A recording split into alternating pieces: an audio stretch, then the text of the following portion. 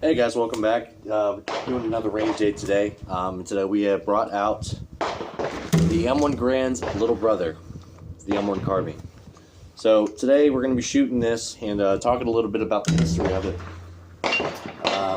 So a little backstory on the M1 Carbine. It was designed in 1941 and adopted officially by the U.S. military in about mid-1942. Roughly about 6.5 million of these were made. That was made by several manufacturers, most of which that are actually known pretty well today. Companies like IBM, Ohio Ordnance, Saginaw Inland, the General Motors division, so GM. A lot of companies made these carbines. These were nifty little weapons that were absolutely loved by the GIs. It could really reach out and touch somebody. Max effective range of a point target with this is probably, I would say, about 300 yards, which is really stretching it out because it is a pistol round. Yeah, without further ado, we're going to talk about the operations of it. So the M1 Carbine came like this. It was a compact little weapon. It was also utilized by the paratroopers during the Second World War. Came in about two different variations, either the M1 and then the M1A1. Only difference is that this carbine is fitted for the Korean conflict, as we can tell, because it has a bayonet lug and the sight right here, as well as some of the hardware on the trigger well. We had two variations of this. We had the M1 and then we had the M1A1. The M1A1 was the folding style stock, which is pretty well known for, U.S. Army paratroopers. And then we had this version.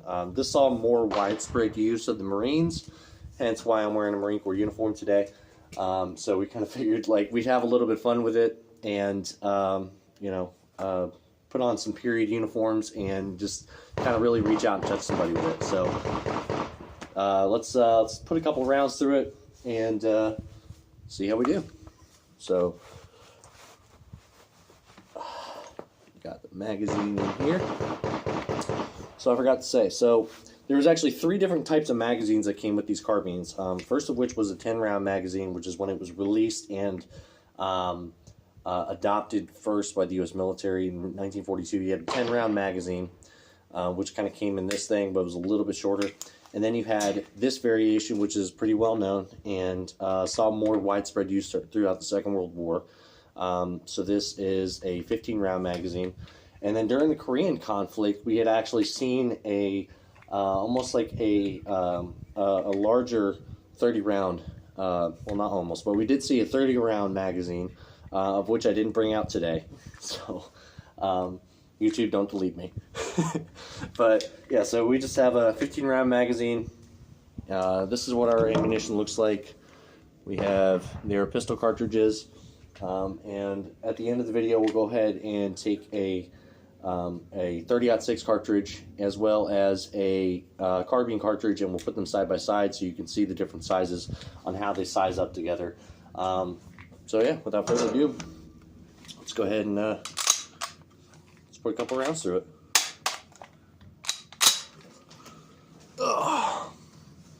So this carbine was built by the Inland Division in 1944. So this is a 44 dated Inland Division carbine. All original, matching serial numbers. Although, like I said, it is outfitted with some parts that would have been utilized during the Korean conflict. So that's okay. We're going to work on this carbine a little bit and kind of get it back to its original shape that it would have been in for the Second World War. So we're going to put our ears on, and we'll put about 15 rounds through the carbine. So we are dialed in. We're at 100 yards. Yes. Okay. All right. So without further ado, this is the M1 carbine.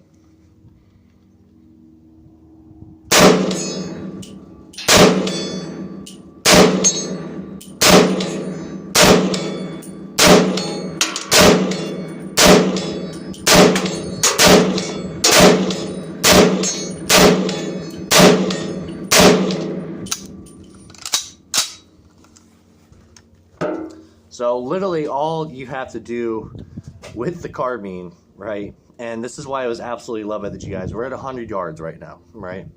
And we're shooting at steel targets down here. And literally every single round we just fired, I don't know if the camera picked it up or not, but every single round that we just fired hit that steel target absolutely no problem. It was a very, again, the recoil on it is minimal. It could really reach out and touch somebody. It was known by a lot of vets as a nifty little gun. So a lot of your vets really, really liked the carbine because it was light, it was reliable. This is essentially the predecessor to a lot of your modern day weapons as to reliability wise, because you could literally throw this thing down in the mud, the dust, bury it, and uncover it, dust it off, and put rounds through it, and you'll have absolutely no issues. So yeah.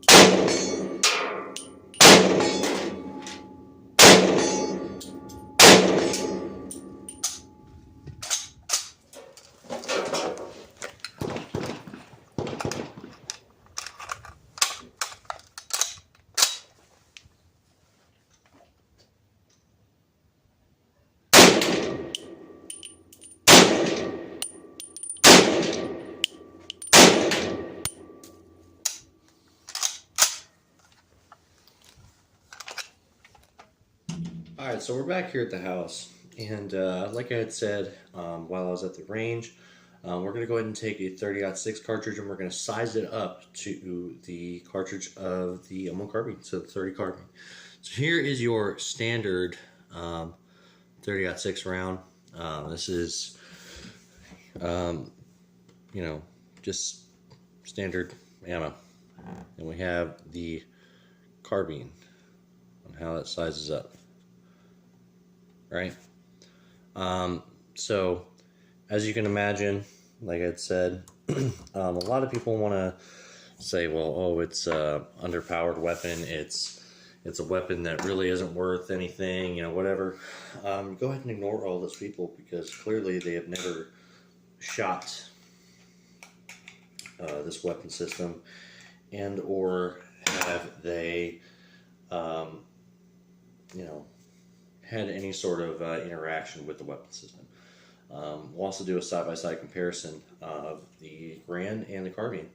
So like I had said, I like to basically call the carbine the M1 Grand's little brother. So here is an M1 Grand, and then in comparison to that, here is the M1 carbine. A lot of similarities when it comes to the weapon system.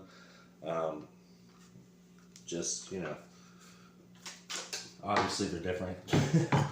But yeah, so I hope you guys liked this video. I hope it was informative. I hope you guys enjoyed it. If you guys like videos like this, please let me know, and I will do some more like this. I'm trying to do as many period weapons as I can, because I know there's a lot of videos out there, but it's not videos that really give information, let alone things like that. So yeah, I hope you guys liked this video. I hope it was informative, and my name is World War II Living History, and we'll see you in the next one.